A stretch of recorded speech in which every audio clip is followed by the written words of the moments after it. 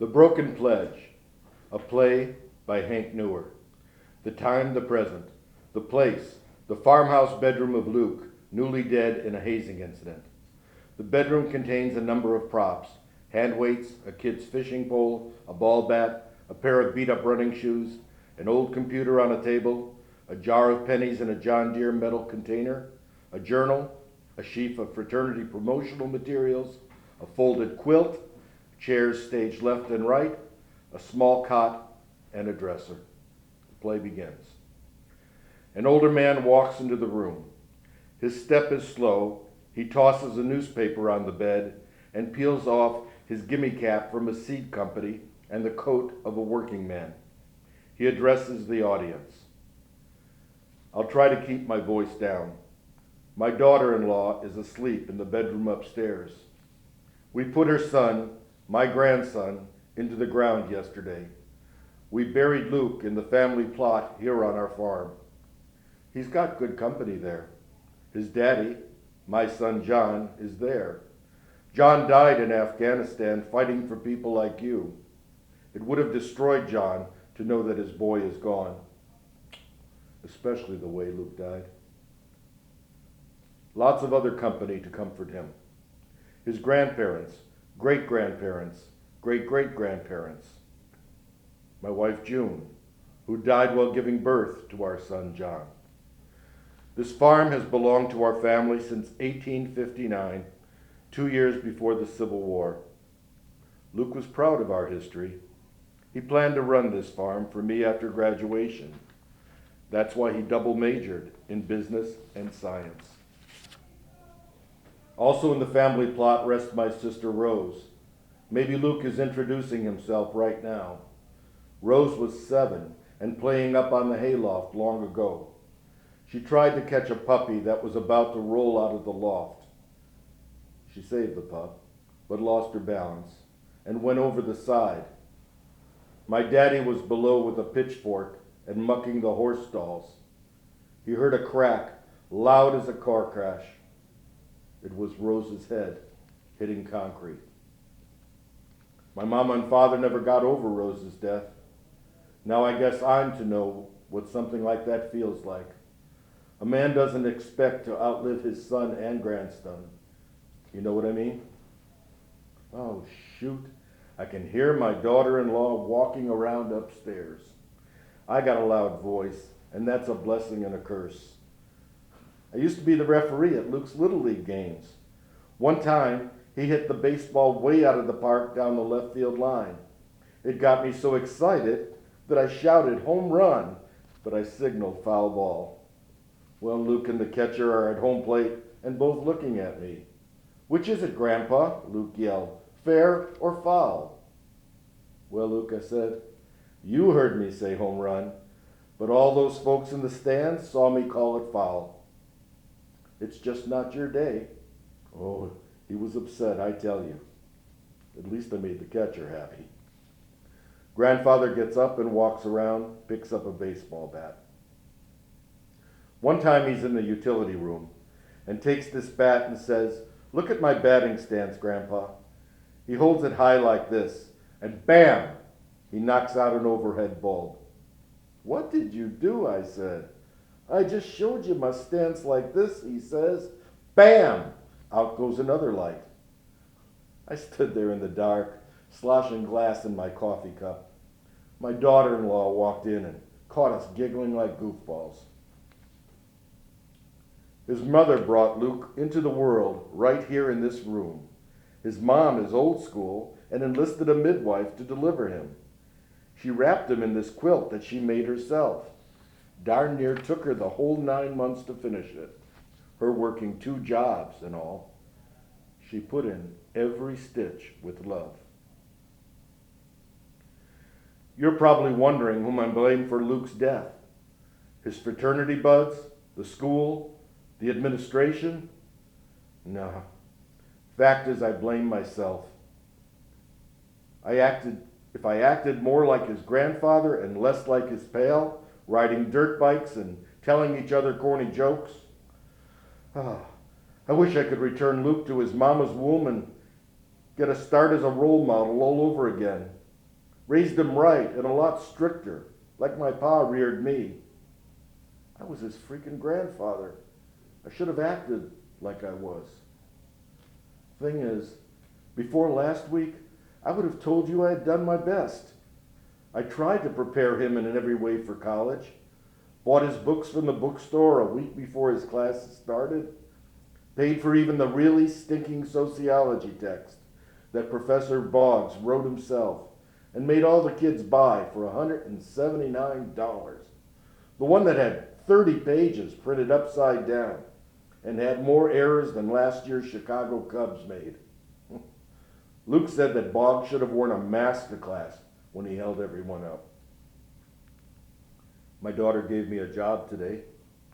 She wanted me to pick out a headstone and put something on it besides Luke's name. So I go down to the stone carver shop. What do people write on those? I asked the man. Whatever's in your heart, he says. He never screwed up once and it killed him, I say.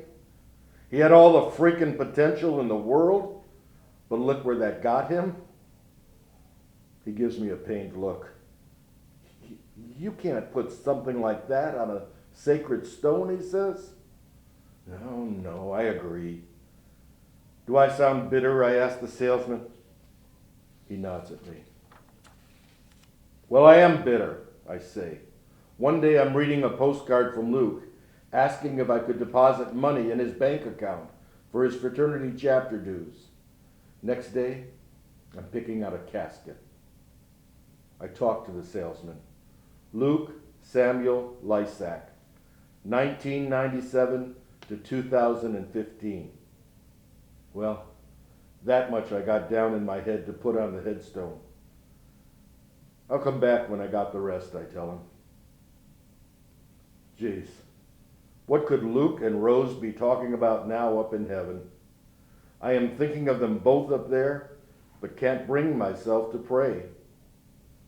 Even back in church, I couldn't bring myself to pray. I had to be strong for my daughter-in-law sitting beside me in the pew. I tried to concentrate on the flowers, but it was hard, I tell you, to keep the tears inside. I listened to his buddies from high school come up one at a time. I loved the story one kid told about how Luke and his other buddies once tried to build a boat. They worked in my shop up in the barn and used my power saw and tools. Came the big day to christen the boat out at the lake. Luke bought a bottle of energy drink and cracked it against the side of the boat. They pushed off, and the dang boat sunk like a rock. They had furnished the boat with stuff from my barn, oil lanterns, a cook stove, kitchen utensils, all gone to the bottom. I pretended to be mad, but I thought it was a good lesson for Luke and his friends. Ask before you take something. The preacher told everyone that God asks us to do hard things. I wanted to scream from my pew, where was God the night Luke died? But that wouldn't have been right. I'm even ashamed having to tell you I thought that. Lord, I know you are with me in the Spirit, and it is not for me to question your purpose. I'd like to think Luke might have learned a lesson from his last night on earth. That is, if he had lived. How alcohol is essentially a poison if you slug down enough of it. What did his roommate tell me at the funeral home? That he and the other pledge brothers had to consume 12 bottles left at 12 stations in honor of their 12 founders? What Einstein brother came up with that screwball plan? I can't believe not one brother said, hey guys, this isn't such a great idea.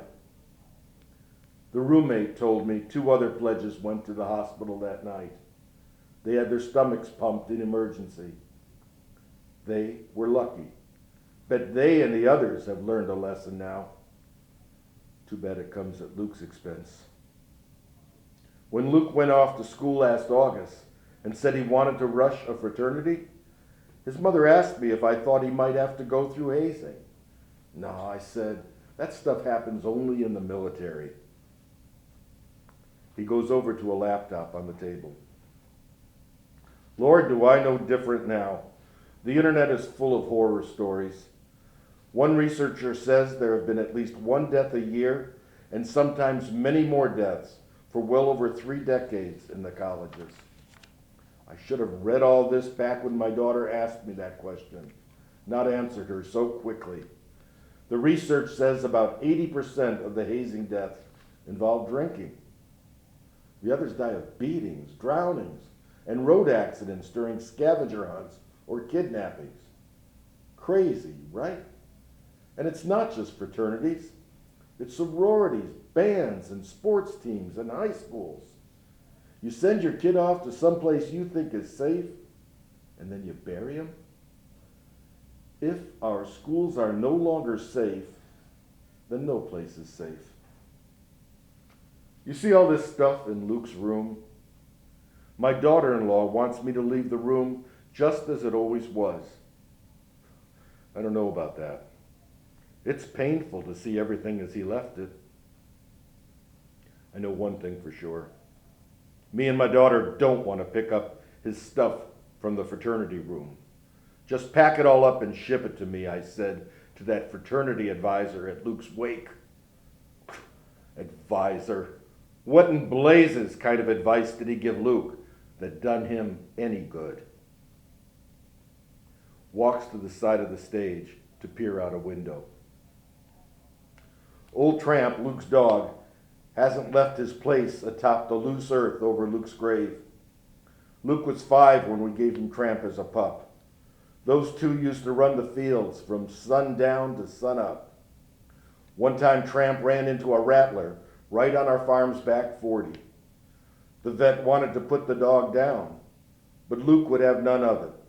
The vet stayed, and Luke sat with him and with the dog's head on his lap till old Tramp pulled through. Once Luke got to college, he missed old Tramp so bad, he talked me into letting the dog live in the fraternity house. Luke said Tramp used to visit all the guys' rooms every night. It was as if the old dog didn't want to hurt anyone's feelings. At the wake, one of the Pledge brothers brought old Tramp into the funeral home. That dog can't stay, the funeral director said. Oh, yes he can, I said. Tramp limped over to the casket and licked Luke's hands. The dog began to tremble, and then he just let out one long, sorrowful sigh and lay down in front of the casket. A couple of the boys petted and hugged Tramp, and they cried and cried. Grandfather picks up a dumbbell and does some curls. I remember when I bought Luke these weights. One day I said to him, "How much can you lift?" Quick as a button, he winked and said, 10 pounds more than you, Grandpa." He was the most competitive kid I know. If someone did 100 sit-ups, he'd do 101. Competitive, yes he was. Maybe too competitive? He was trying to show all those guys how much he wanted to belong. If he was going to drink with them, he was going to outdrink them. The coroner said he'd never treated anyone with so much alcohol in his body. Luke literally drowned in his old flutes. Trouble is, Luke wasn't a drinker. The only thing I keep in the house is brandy, and that's a flu remedy. I saw my best buddy in the service drink away his career. Maybe if I had talked to Luke about alcohol a little more, maybe shared my view, even taught him how a real man stops at 2 or 3 drinks, maybe he'd still be here. No, don't go there. Driving me so crazy I am. If Luke had been a serious drinker, he'd still be alive. Just had no tolerance for it. The grandfather locates a pair of his grandson's well-worn athletic shoes. I know it's crazy, but I think I have to slip these on. Maybe walk a bit in Luke's shoes, so to speak. He had big feet like mine, inherited them from me. Size 14s, big as Gilligan's SS Minnow. He slips on a red baseball cap, adjusts it to fit. Luke was always crazy about the New York Yankees, but when he was in the 4th grade, someone told him about New York's rivalry with Boston. He made me buy him a Red Sox cap and a Yankees t-shirt. "Who are you for when those two teams play?" I asked him. "I'm for whoever's winning," he said. I picked this ball cap up at the emergency room. His mother and I got the call when we were in the kitchen about 5 in the morning. I was up, of course. That's life on a farm. Cows to milk, hogs to feed, chickens need their grain. Then there's always something to fix. I never could afford to buy new equipment, so there's always a tractor valve needing replacement or a milking machine breaking down. Fact is, for the longest time, I didn't know how we were going to afford to send Luke to school. His grades were good, and the school helped him with a remission of tuition, but I had to take a second mortgage out on the farm. Luke and his mother never knew that, of course. They never would have let me do that for them. So the call came in, and I put down my fork at the table, and my daughter-in-law says, "Luke's in trouble. We gotta go." I say, "What do you mean he's in trouble? Is he failing a class?" I see her fighting to get the words out. That was a doctor over at Memorial Hospital on the phone. He said Luke had partied too hard and was on life support. I watch her, and I'm speechless. She tenses up and gives out this odd sound, something between a whoosh and a scream. I never want to hear a sound like that again. Now I drive like a fool, and a cop stops us and gives us an escort to the emergency room. A nurse peels back a sheet, and there is our Luke on a gurney. The doctor straightens up and tells us Luke's had 2 heart attacks. We go over to our boy, and suddenly he starts to move. It's as if he's heard our voices and is trying to sit up, I say. "He's getting better," my daughter-in-law says. "He's recovering. I can see it. Thank God." The doctor takes her hand. I wonder how many mothers' hands he's held like that. "No, he's not getting better," says the doctor. "Part of his brain has gone into his spine." I watch all her hope go out of her. I look that doc straight in the eye. "You saying our Luke is a vegetable?" "I'm saying he's in a vegetative state," the doctor says. "We can keep him like this a few more hours if you have the right insurance. But I'm telling you, the time will come when you have to let us turn off these machines and let him go. I am sorry." So that's what we did. My daughter-in-law kissed him for the last time. I held both his hands. We told him we loved him. Not long after I addressed the doctor. "Is he gone?" I said. The doctor wiped a tear. I'm sure he was thinking about his own grandson that moment. "He's gone." That's when I noticed Luke had some kind of writing on his legs. "What's that?" I asked the doctor. The kids are always scrawling on each other with markers when someone passes out like this. We see it all the time, he says. My daughter-in-law lifted the hospital gown and saw the crude and rude words written there. "Didn't they like him?" she said. "Didn't they even like him?" I tried to tell her they were just kids being kids, but she wasn't going to have any of it. "Luke would have never done that to them, would he?" she asked me. I didn't answer her. Grandfather goes back over to the computer, rubs his temple with worry. Now that Luke is gone, I have to figure out how to pay the hospital and the funeral home. Then there's a doctor bill from my daughter-in-law so she could be sedated to attend the funeral and wake. We're talking thousands of dollars I don't have. I may have to sell off some of the farm equipment. I've been to several auctions where my neighbors had to sell what they had to make ends meet. Now it looks as if it will happen to me. Grandfather picks up a jar of coins. Luke always loved his coins. Every time he got change, he would look at the date to see if he had a special old coin. One day he and his mom went shopping when he was 5 and asked if she could give him some pennies. He takes them and throws them as far as he can. "What did you do that for?" she says. "Well, Mom, someone has to put down lucky pennies for people to find." Grandfather locates a tiny fishing rod. "I can't believe Luke kept this toy fishing rod. I used to take him to the lake to catch panfish. At 14, he told me he didn't want to go. I thought it was a phase, and I asked him again. 'No,' he said, 'I'm through tricking fish into committing suicide.' Luke thought he was disappointing me, but I was proud of him for thinking for himself." "Why didn't you think for yourself your last night on earth, Luke?" He returns to the weights, taking a heavy one and pumping it over his head. "It was real hard for me to talk to those fraternity brothers at the wake. I wanted to wring their necks instead of shaking their hands.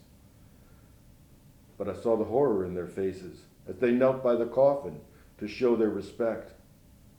They understood now they'd have to live with this for the rest of their lives.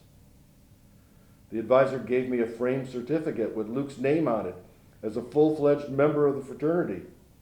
I paused a second and almost pushed it away, but then I took it.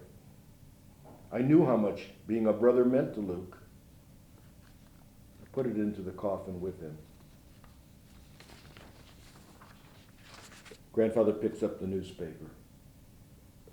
Today's paper said the police may press charges against the guys that furnished the pledges with alcohol. Luke wouldn't have wanted that. No, Luke wouldn't have wanted that at all, to see his friends in jail. I read that one band member in Florida got a 6-year prison sentence for manslaughter after he helped beat a guy in another foolish hazing ritual on a bus. 6 years is a long time to pay for one bad judgment. Maybe I can talk to the boys, then talk to the police or prosecutor about making a deal to keep them out of jail. Or, if they must serve hard time, maybe I can help them come back and find their lives again. Luke said the reason he wanted to join this fraternity was that the guys were so involved in community service. He sent me a picture of some fundraiser for a favorite charity they were doing with a sorority. It looked like they were having a lot of fun. Yeah, maybe I will go back to the fraternity house. The school president said something about holding a memorial service. The advisor said the national fraternity already has named a scholarship in Luke's name. He picks up a red book. This here is Luke's journal. I bought it for his high school graduation. I never opened it when Luke was alive. I will never be like Kurt Cobain and Heath Ledger and die so young, he wrote. I love life too much. An early death will never happen to me. Nope. Oh, God. Was it that important to you that you impress your new friends, Luke? That boy was always collecting quotations.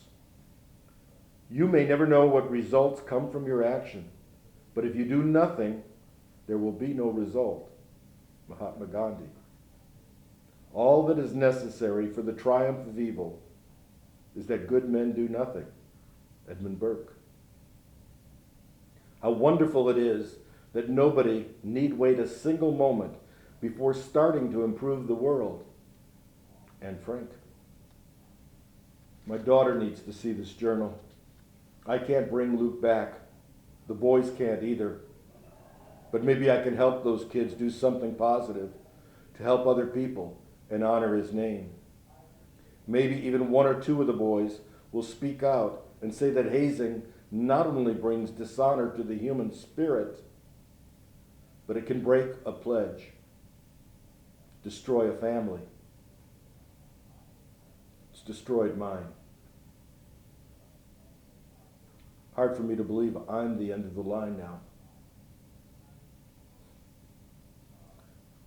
Sure can't do anything for anyone, locking myself here in Luke's room and playing with his memories. You'd think I'd break down here and cry, but the pain is buried too deep. And now I understand my father. He once was happy-go-lucky. After Rose's death, he never smiled. He blamed himself for not dropping the pitchfork and catching her. Well, here are some of the recruiting materials the fraternity sent to Luke right before he rushed. Almost every other line here talks about fraternal values and principles and loving your brother but holding him accountable. I don't see a word in here about drinking yourself stupid. Yeah. I think I will visit the fraternity house and sit and talk with the advisor and the guys. Maybe I could help transform that bunch. Maybe make this a chance for them to show me Luke didn't make a mistake in wanting their company. He puts down the fraternity literature and picks up the journal again. Here are some quotes from the Reverend Martin Luther King Jr.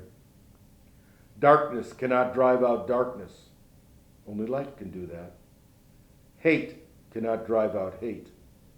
Only love could do that.